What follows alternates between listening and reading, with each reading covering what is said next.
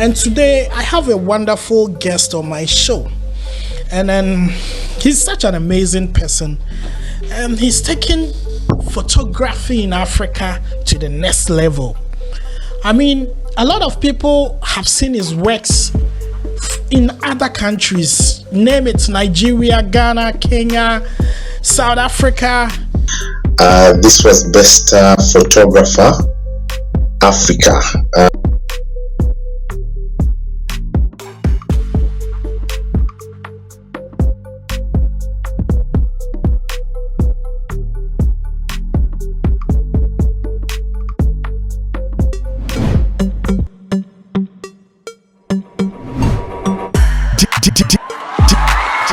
DJ Paco Rich. Yes, people, welcome to the channel. My name is DJ Paco Rich, and I'm speaking all the way from Ghana. And today I have a wonderful guest on my show. And then he's such an amazing person.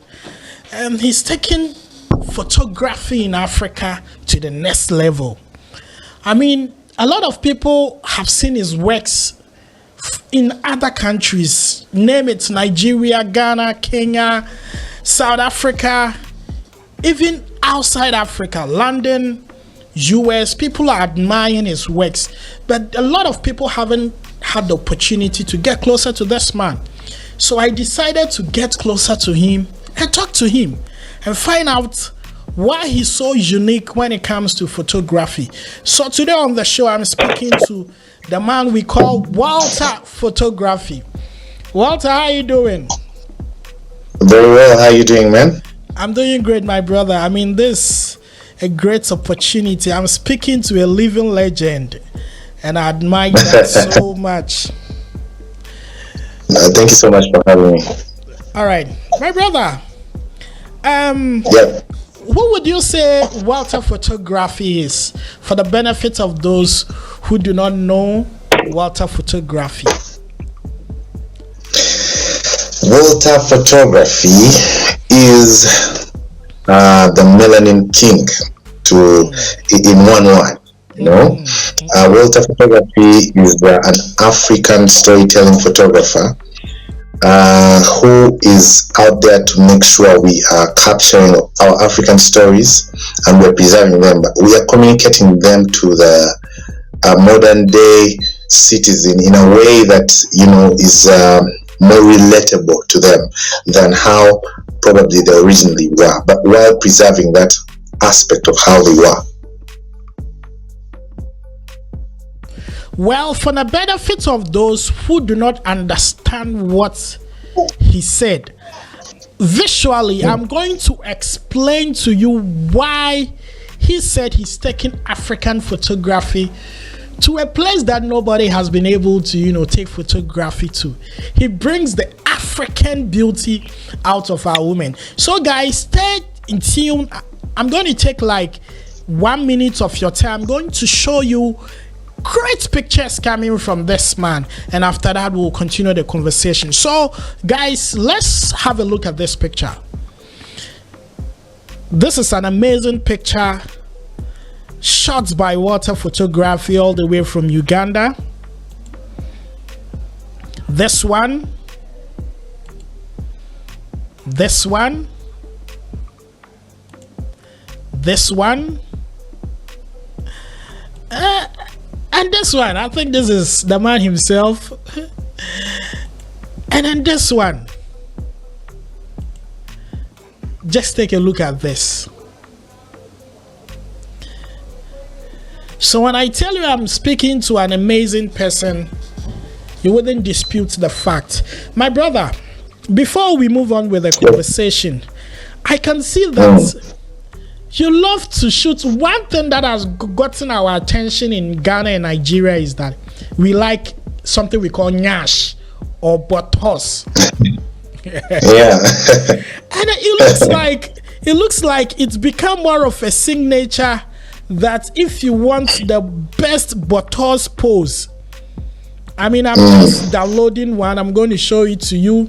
If you want the best curvy botos pose, Walter is the one that will give you. How do you scout all these beautiful curvy models, and how do you do that? How do you do that, my brother? Well, I don't know. I don't know. In Uganda, to be honest, it's like I would say it's a normal thing, really. Like for a lady to be curvy, even a small lady is curvy. If you look at the pictures, you will see ladies of different sizes and everything. So here in Uganda, I wouldn't say it is something that is.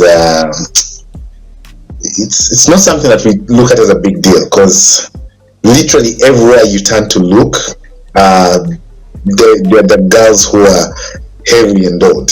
You get. So mine is just to tell a story around them. This is one of those features that I feel is most attractive, and that feature that men will look at, that feature that can tell a story, really.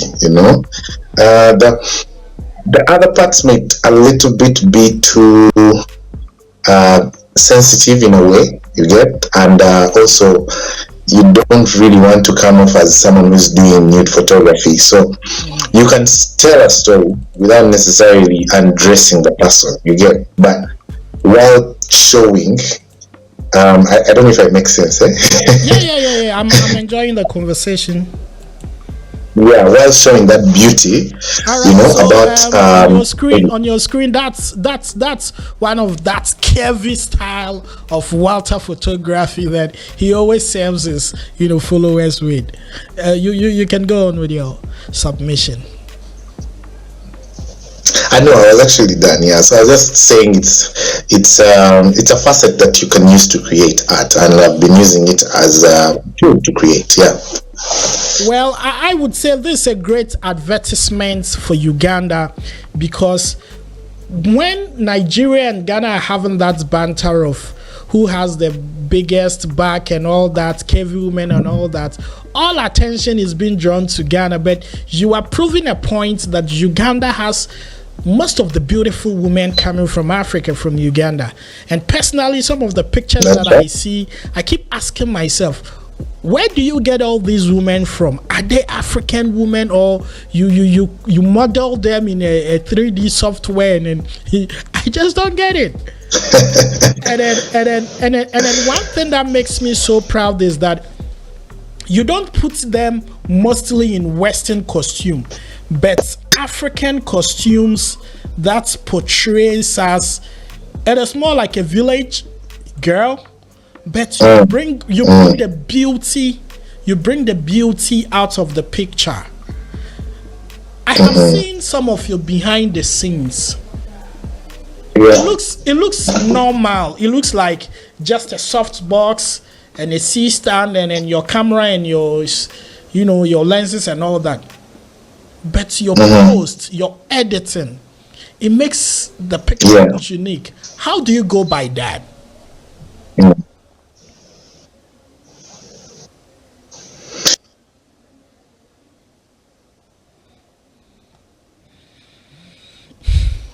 Well, guys, this comes from the pause. Now, even if you have 10 lights, but you have not gotten the pause right, then essentially it's all useless. You get it? Yeah. And the pause needs to speak character. It needs to communicate something. It needs to give your viewer direction. It needs to guide them. It needs to have a center point. An attraction point where, just like you're able to point out that when you look at these specific pictures, you see that there's a direction going to a specific part of the lady. You get.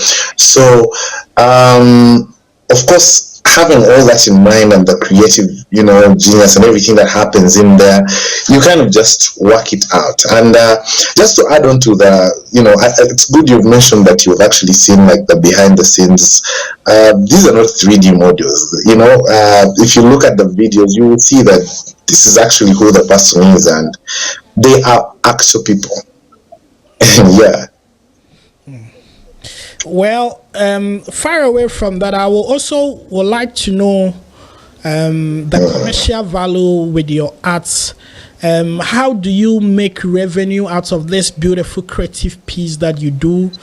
How do you make money out of these things, or you are just doing it for fun? I would like to know, so that other people that are watching you from afar can know the best way to handle themselves when they want to go into stuff like this. Well, essentially, when we started out, it was something that was new and was not exactly understood by people. But I persisted and persisted. So slowly by slowly, it grew the attention of people, and as time went on, of course, we had a price tag to what we were doing. So most of the works you actually see are actually clients. They're not necessarily models, you get. So in as much as there are some consistent people in there, those are actually just consistent clients, you get. With time, as time went on, and as the business grows, as the company grows and everything, you start to actually put a price tag to this thing. And I've really earned from it. I've been able to marry my beautiful wife. I've been able to do a couple of investments here and there by just actually doing photography. Yeah. Wow, that's a great inspiration from that. And there is this picture of you holding this beautiful plaque, an award. And it's always stated on your profile, the award-winning photographer. That bragging right. Yeah. Tell me about this award. This is the award happened, I think, in Zambia. This was best photographer Africa. They're called Zikomo Awards. So they happen in Zambia, and that's actually the award you're seeing there.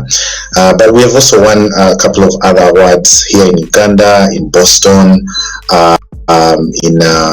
in East Africa, in Mombasa, Kenya. We've won like a couple of awards. So unfortunately, I haven't put out images of most of them. So but they're there. Yeah. Well, I mean, you're such a great motivation for a lot of young guys, not only in Uganda, but out.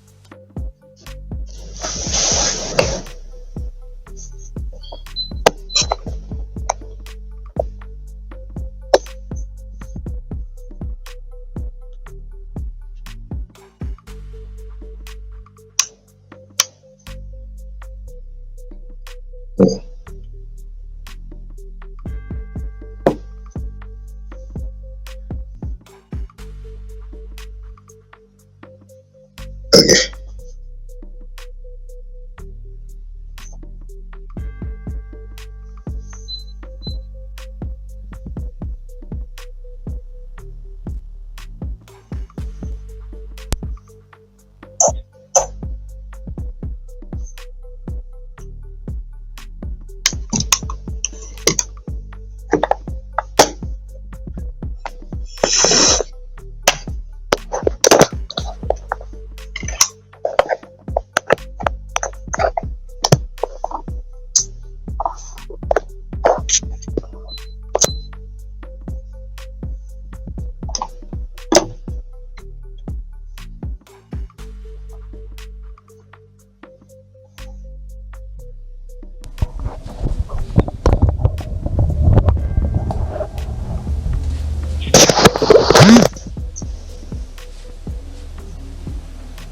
Hello?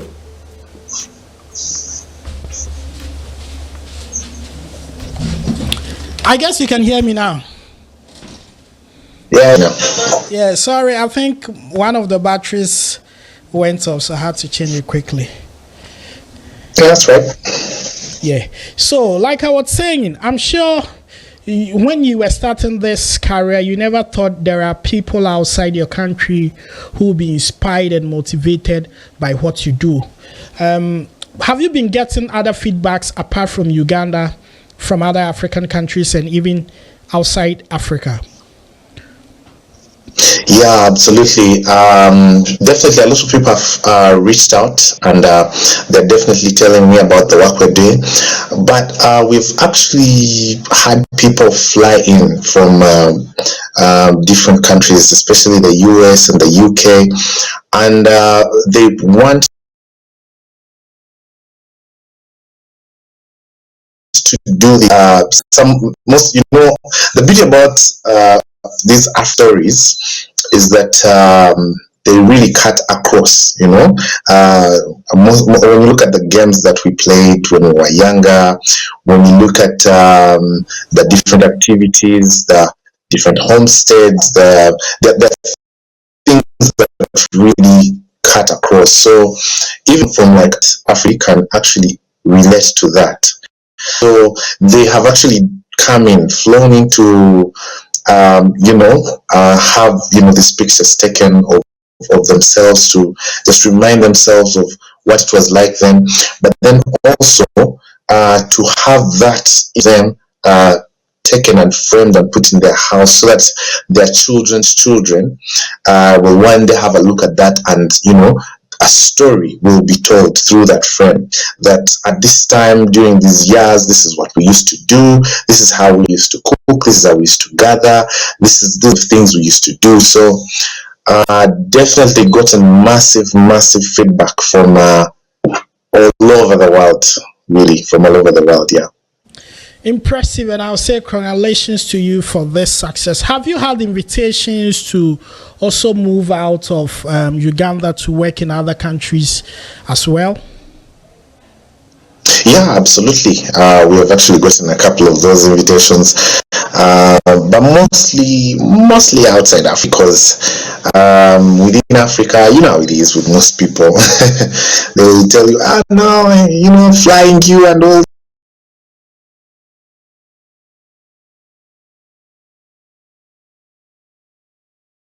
this. It's going to be mostly out of Africa. Wow, that's impressive. That's impressive. So I wouldn't want to extend the conversation too long. Definitely we'll have to do this again. Where do you see yourself in the next 4 or 5 years to come? Are you seeing yourself on a Grammy, auditoriums, taking pictures of African, or contributing to Africans who will appear on BET? And then what are the dreams, what are the visions in the next years to come? Well, the truth of the matter is, even where I am now, I didn't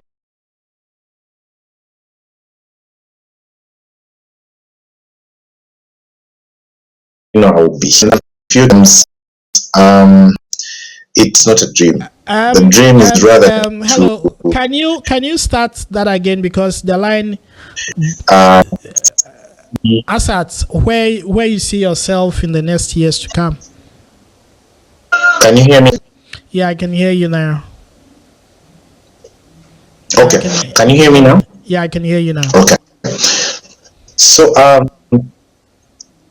yeah, in the next few years, I do intend to start a photography school to nurture a lot of our young people so that they grow into this thing, and to also push them into this space where we are actually preserving our dying culture, because who we are is based off our values and what we stand for. In the time when the Second World War was happening in Europe, what they did is they gathered all the artifacts, the artworks, the paintings and everything, and they stored, and that is what was preserved. And after the war was done, these were back, and that's why they're actually very pricey. You see, a lot of what Europe is in these paintings and artworks. So we want to be a movement people that are here to actually push and preserve these things. Right now, to some people, it may appear, obvious, like, oh, I see that.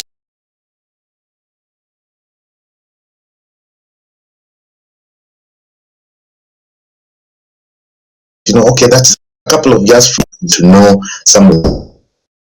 And I don't know if you know that tape player, and the DVD player. And today, I don't even think kids of today know know what a DVD player is, because we have moved to. Let me tell you an interesting story. These days we are using more of the flat, the flat TV, the LEDs, and then a child was showing a picture of the old TV, and then he called it a microwave.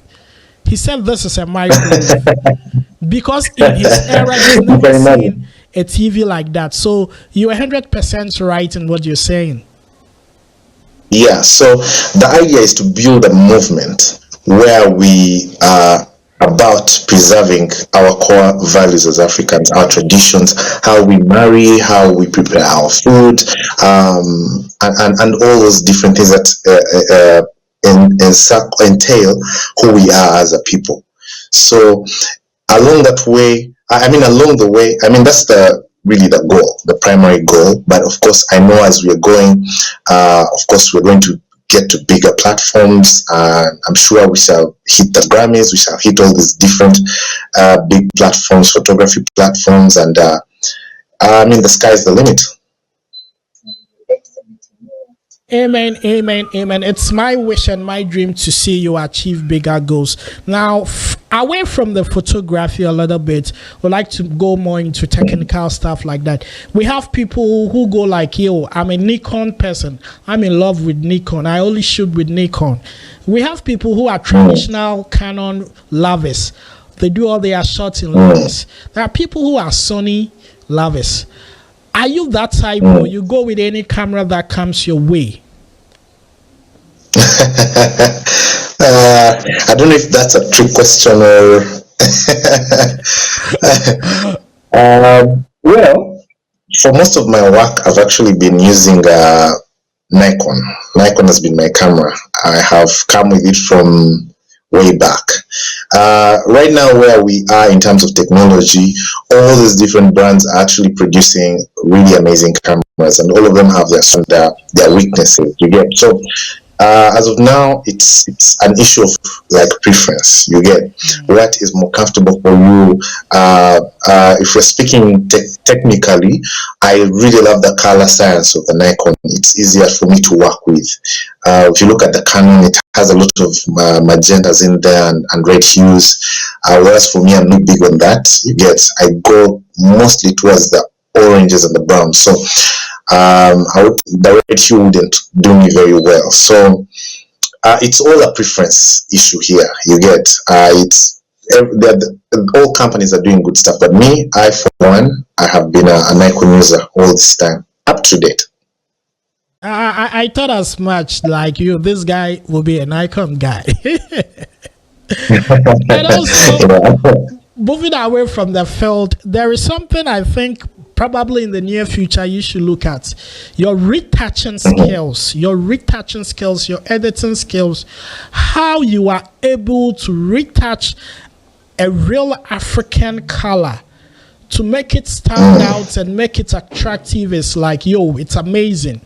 And I think in the near future it would be great if you can start doing great tutorials online. I mean, water photography tutorials. I'm sure you could earn a lot of that from YouTube, because a lot of people are now learning online than even in class, because they feel like, yo, there are certain things they can't teach in school.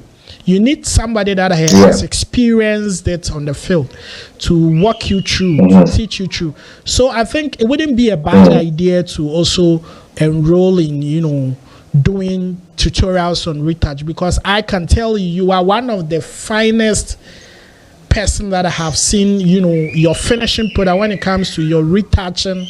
There are times that you see certain pictures, they've retouched them, and you look at the image and they look like toys. They don't look like human beings anymore. But when your spouse, you still keep it natural and it looks good. And I think maybe probably one of your principle is to get the pictures right when you're shooting, so that you don't go overboard when you are doing your post. So I would like to applaud you for that, and also also want to ask if you have any special messages for fans, people watching and all that, you can put it across, then we call it a day. All right. So about the retouching, of course, we are working on a masterclass program. There are partners. We are, trying to align some things so that we kind of make this content available to a lot of people. We've been working on that for a little bit of time. I know many people have been asking about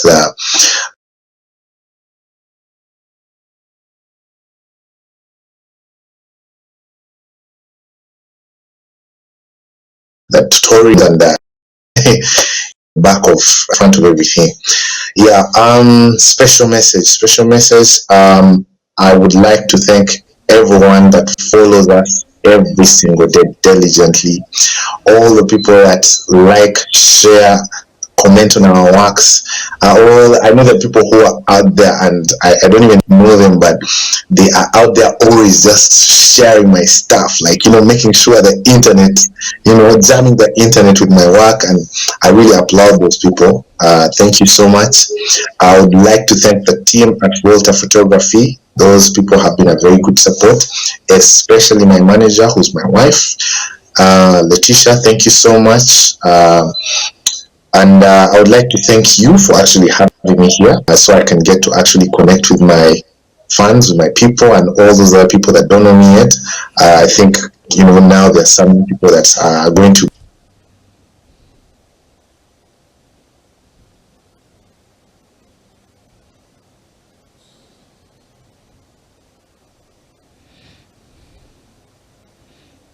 Well, we haven't had the best of network. Yeah, very, very good. Yeah, as a matter of fact, my work featured in the first time, it featured in Ghana. I think it's called Ghana Fashion Magazine or something like that. Yeah, it's I've been in very many of those big months that side. So I'm really grateful, Ghana. Thank you so much for the love. Yeah. God bless. Before you go, I would like to tell you this thing. It might not be appropriate though, but there is something in Ghana we call street hawking. Street hawking. I don't know if you have that in Uganda. People who sell on the street, they are less boys, and a lot of them are selling some of your works. That's nice. That's fantastic. That's fantastic.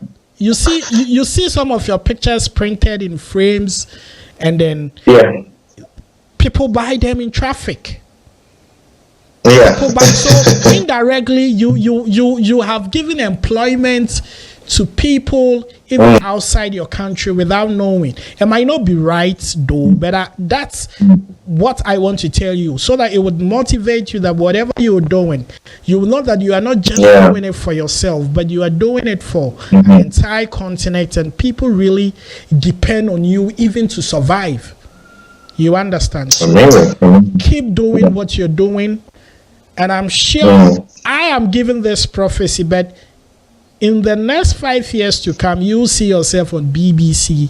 They'll be chasing you out there for documentaries and all that to know more about you, because you are doing some amazing stuff. Trust me. So hopefully one of these days, probably I'll come to Uganda. What the Maya has said so much about Uganda, I'm yet to experience. Apart from you, the only thing I knew in Uganda was about Idi Amin. Had it not been you, the only thing I know about Uganda is Idi Amin. So you are changing the narratives. If the impression about Idi Amin was wrong, you are bringing in some good impression. So my brother, keep it up, keep what you're doing. I know every African, true African who values his culture will be happy for you and then would support what you do. So I'd like you to put your social media handles and where people can check your works up and follow. I know there are rich people in Ghana who don't mind flying you into Ghana to work, and even in Nigeria. Yes, that would be an amazing, work. Even if it doesn't work, maybe one of these days I can invite you and your wife just for some vacation here in Ghana as tourists, and then you can have fun as well. Hello? Yeah, can you hear me now? I actually didn't catch that very last part. I actually wanted to tell you. Yeah, I can hear you. I actually wanted to tell you when you were mentioning the BBC, I remembered my wife just reminded me there's some work. Actually, we already featured on BBC. Some works were already featured there on some campaign that was happening, and it was still in line with actually culture. So don't worry, they will come in full picture. What I was saying was that even if work doesn't bring you to Ghana, I'll personally invite you and your wife on a vacation so that you come and tour Ghana. I mean, like what Wodimaya is doing. You can also, as one time you start moving outside Uganda. There are a lot of people looking up to you. You understand? There are times that we can do master class and all those stuffs in Ghana. So I'll definitely link up with other business as well. Okay. All right. Send my greetings to your wife, and then let people know your social media handles that they can follow you and watch out for your work. Yeah. So for most of my work, you want to actually go to Instagram. On Instagram, we have 3 different pages on Instagram. So we have the main page, Walter Photography UG. That's where we do all the African creative work. Then we have our studio page where we do all our studio work. That's just Walter Studios 23. Then we have the weddings page, Walter Photography Weddings. That's on Instagram. Then on Facebook, it's just Walter Photography. Then on Twitter, it's at Photography UG. Yeah, and TikTok is also Walter Photography UG. All right, great conversation. I would encourage you to put up a lot of behind the scenes, not with phones, but shots properly. That alone can be a different. It's we are in the era of content creation. You understand? Yeah. So I would be glad if you can build up a team to take your behind the scenes very serious. When you are working, they keep us through the journey, so that after that they put it together, put it on YouTube and then other places, so that we can appreciate the great work you're doing. Yeah, we'll do that. All right. So thank you for my time. Thank you for speaking to me, and thank the gods of Uganda, the gods of the Uganda that finally they agreed and granted us the opportunity to talk to you. So thank you, my brother. I'm sure we'll do this another time. Thank you. All right. Absolutely. Bye.